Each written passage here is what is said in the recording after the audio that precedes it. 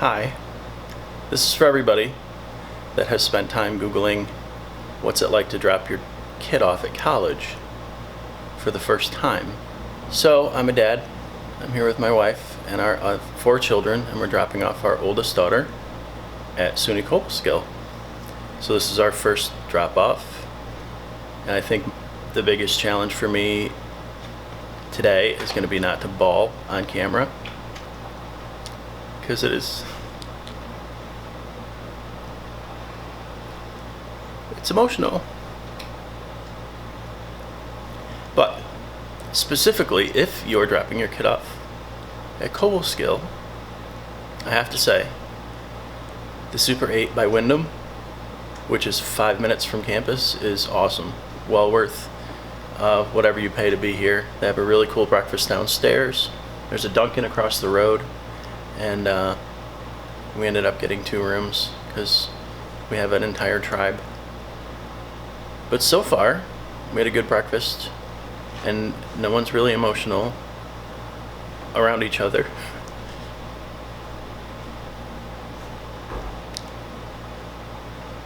Except my wife and I. So it is about 9 o'clock, and drop off is at 11. I have to go take a shower. The Super 8 by Wyndham in Cobleskill has a really nice ironing board and iron. I just ironed all my clothes for today, probably because nervousness, but also because look good, you feel good. So bring nice clothes, or bring whatever you have. This is just, this should tell you, okay, yeah, you're gonna be nervous and probably iron your clothes. It's 9:30. I think we're gonna leave shortly, and I still need to shower. It is 10:02.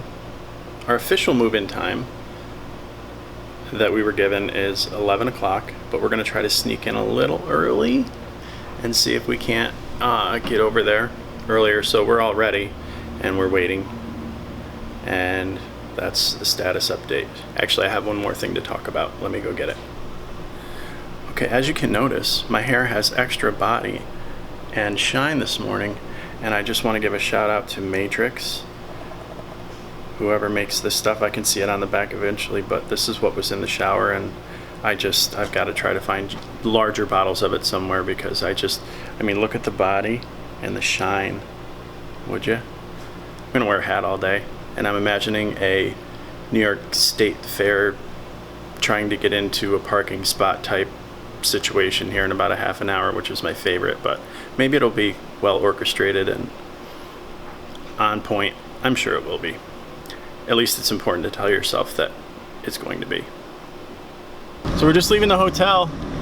Girls are behind me in the other everything she needed hauler.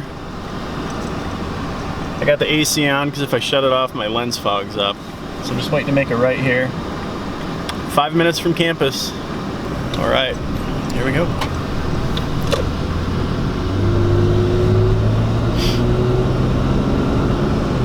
So my wife thinks that we're going to be able to pull up kind of behind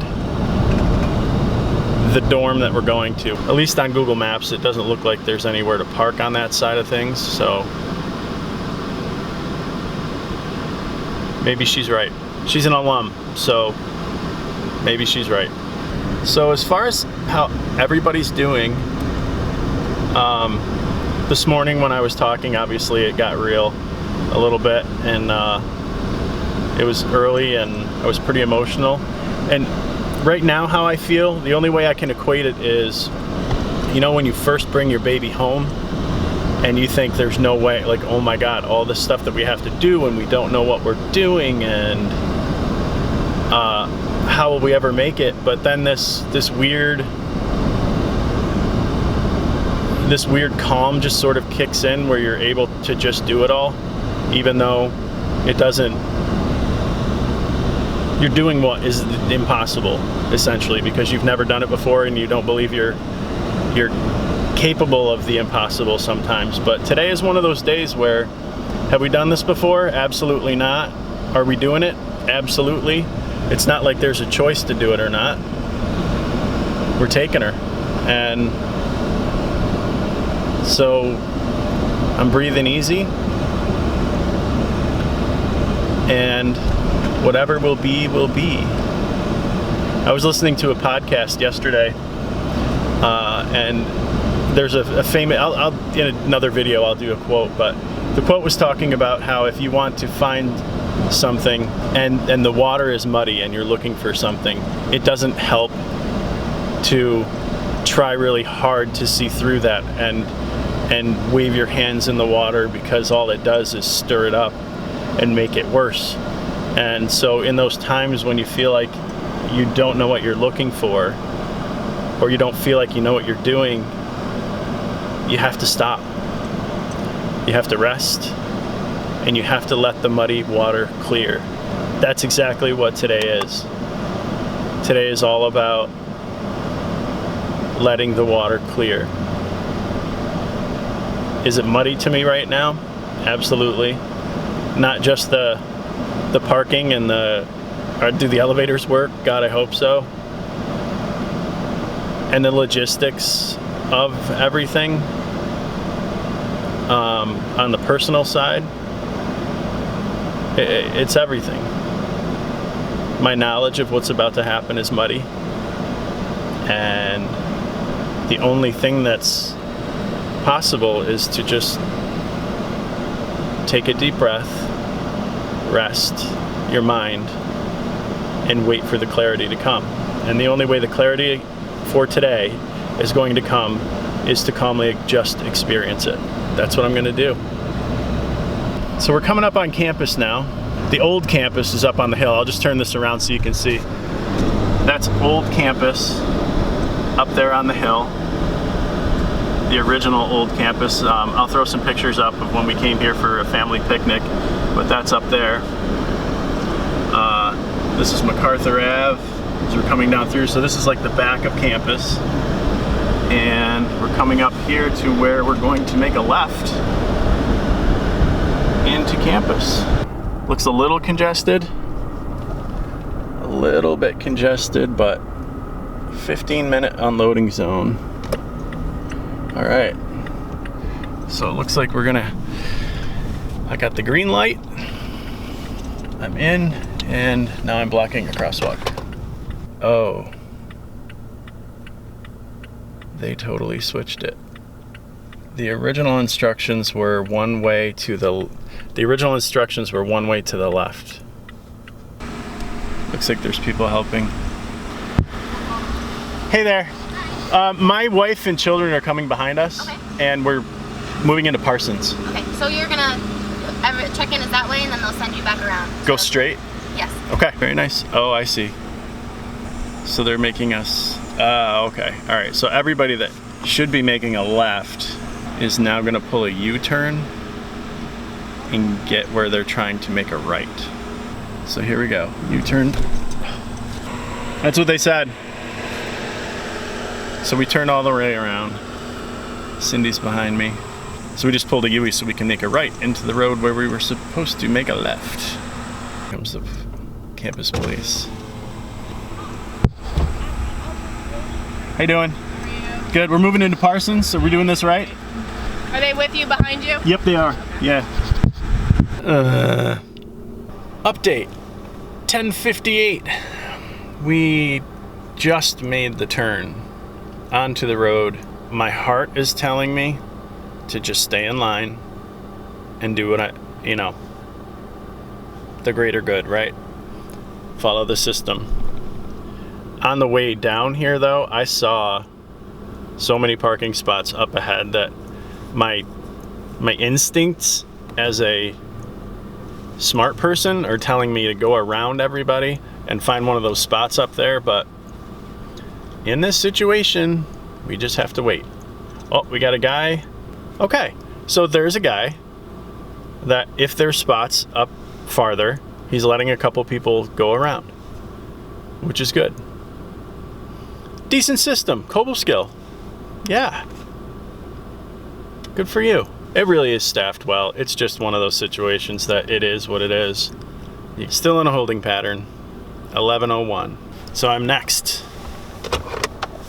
I'm next in line, baby. This is the sitch. Got this little one-way sign here, which means stay to the right. Everybody's unloading right here. That path goes down to the dorms where Grace stays. And I'm guessing a lot of these people just abandon their cars and they're in the dorms moving around. But there's a dude in an orange sweatshirt who stands by that little stop sign, or the little one-way sign.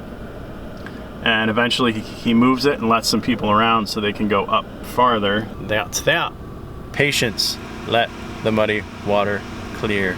Okay, let's go. There we go. The man in the orange t-shirt has found us a spot. Oh, that's a big bee. Bee just flew in here.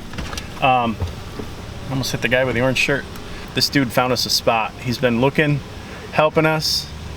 He's got a spot for 2 people. It looks like it's somewhere. He is the man.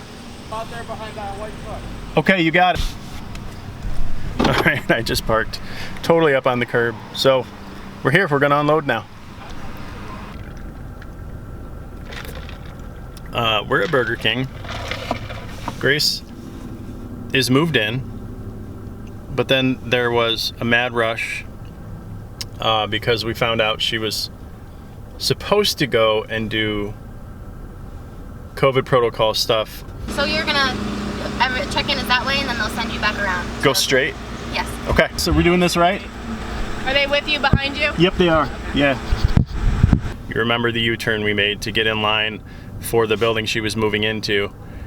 I think they assumed we had already been to what we were supposed to go to first, but we didn't actually end up going to that first. And eventually, like, it's gotta be, she's doing Cobleskill and we're doing our lives, and but there's been no closure yet. It was kind of like she rushed off. We didn't do any goodbye pictures or say goodbye or take pictures of her room or anything because everything was rushed. So we're just waiting to hear from Grace until she gets out of her 2 o'clock. And then I think we're gonna try to do that. And can almost see clearly, still letting the mud settle.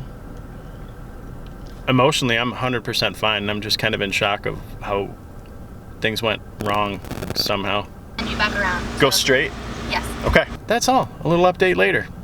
Also, it's 10,000 degrees today. Literally, it says 86. So far, a lot of unexpected things have happened, but I expected them to happen. So I'm not surprised. So I'll give you an update again later. And I'm probably still okay because we really didn't say goodbye yet. So get your Kleenex out, because when next time I talk to you, it's probably going to be pretty teary. All right, bye for now. Obviously, I'm on the way home, and we said our goodbyes.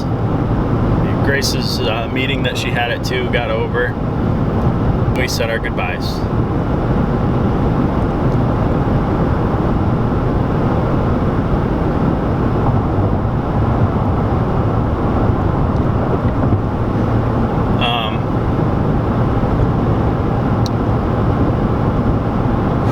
Before, when I was talking about how the muddy waters make it hard to see, and you need to stand back and let things calm. It was definitely a busy day, full of distractions, lots of trips up and down stairs with baskets full of supplies, and we weren't sure what the schedule was after that, and but now that muddy water is crystal clear.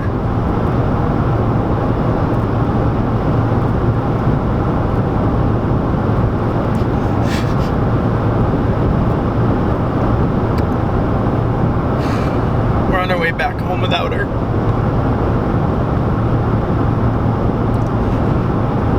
We said our goodbyes and walked down the hallway and we all got in the elevator. I was holding the elevator for, holding the door for the other girls. And she came back down the hall and looked in the elevator.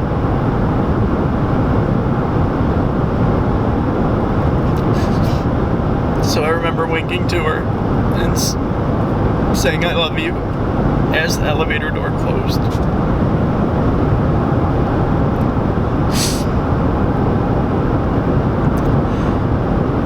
That's the story. Today was what was next. And now we have to look forward to what the next is.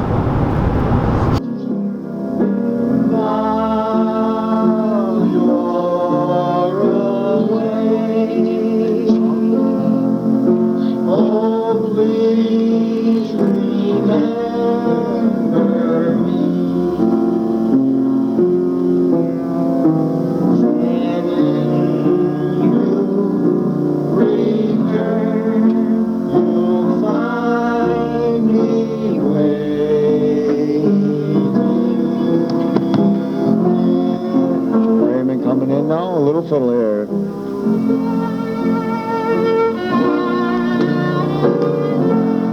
Cry your eyes out there, Yoda. I don't know, I'm going back and forth between, you know, this detachment. That's what it is, detachment, which is natural. And I'm going back and forth between that and this overwhelming joy for my daughter that, you know, the freedom, like I remember it. It's so empowering to know that you're at a point in your life where you get to do everything. Nobody's telling you what to do, and you're 100% responsible for the outcome of the choices you make. I'm excited for her. I really am.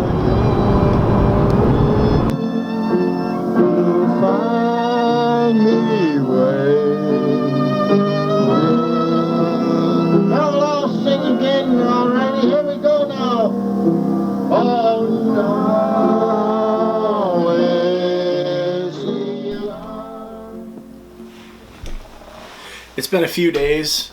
It is now Monday. We dropped Grace off on Friday, and I'm used to it. I'm glad I went. Actually, when I got home, I did go right up to her room. There were a couple things that she got a new computer, and there was a box downstairs for that, and I folded it up, and literally I think we were home 20 minutes, and I took it up there.